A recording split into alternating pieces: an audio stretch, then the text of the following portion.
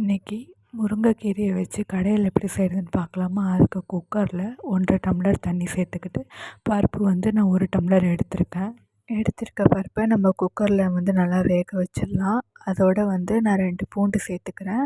1 teaspoon மஞ்சள்தூள் சேர்த்துக்கிறேன்.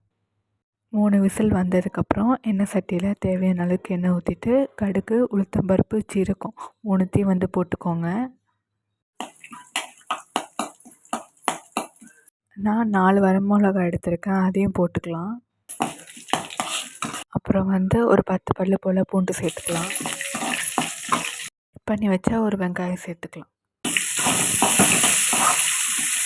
2 தக்காளி சேர்த்துக்கலாம்.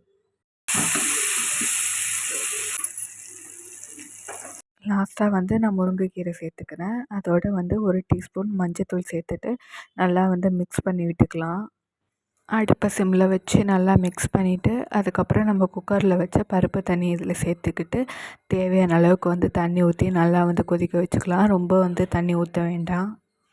அதோட தேவையான அளவு உப்பு போட்டு நல்லா மிக்ஸ் பண்ணிக்கலாம்.